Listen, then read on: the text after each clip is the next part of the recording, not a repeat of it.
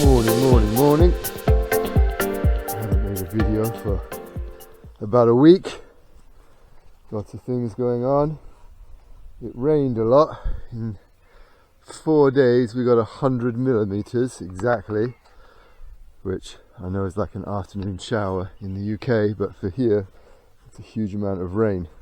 Look what it has done to the weeds. Everything has grown massively. So is everything else, which is good. I'm very soon gonna have to start eating a lot of chard, acelga, and of course lettuce. Today I'm gonna pull some daikon, the biggest ones, and I'm going to make like a daikon mochi, like daikon fried radish cakes for dinner. And I think I'm going to put a lot of this cilantro that's flowering as well and make some pesto. What else has been going on? I had my post-COVID doctor's checkup. Everything seems fine. I'm a fine figure of a man. Oh, it's starting to flower. Kale. We have the roof sealant and paint delivered for the new house, which is exciting. Look, this cilantro is turning into a tree. The materials such as plasterboard, sheetrock, durlock, whatever you want to call it, pick a language, should hopefully be delivered next week. I thought it was going to be delivered this week, but this is Argentina. All this chard is growing hugely as well. It's like chard season.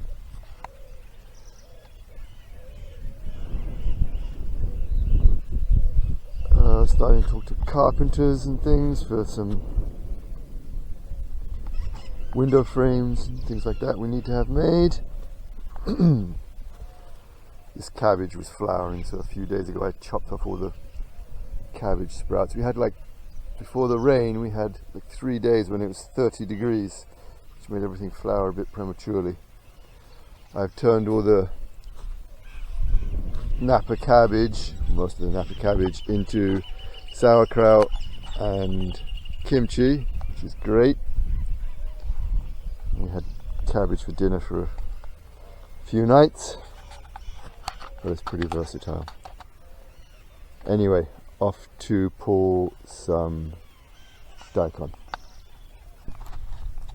Here we go. The good thing about daikon as well is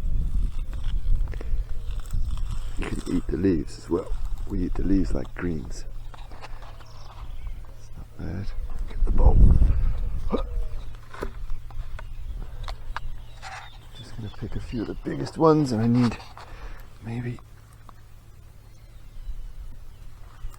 5 or 6 of them. That's not as big as I thought. Over there.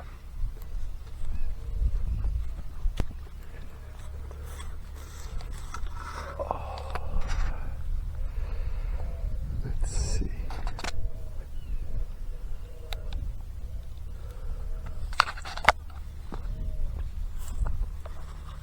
That one looks pretty big. Again, they don't go as deep as I thought they did. Maybe the soil needs to be more broken up.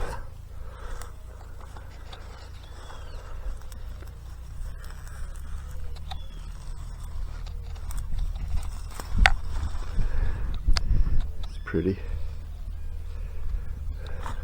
Maybe 2 more. I think there's a big one over here.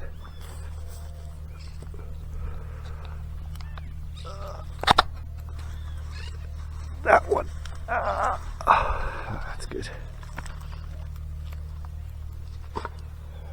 One from over here. I got them growing all over the place.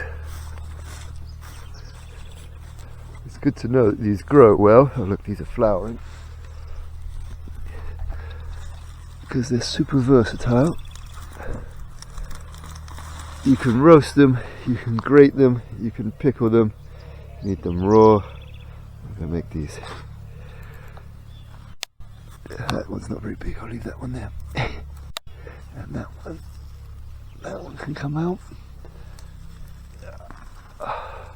That's better. And this one's flowering. That one can stay. And this can stay. I've got cilantro here as well. This is more kale. Okay, off to wash them. That's cilantro. This is just the biggest of it. It's way too much.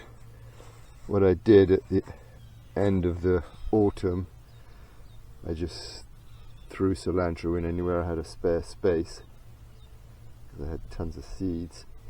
Same as I did with the lettuce. Now, way too much lettuce, way too much cilantro. I think I'm going to have way too much cabbage as well.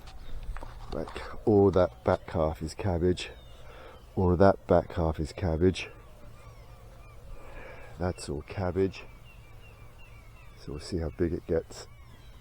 I did the same with the daikon.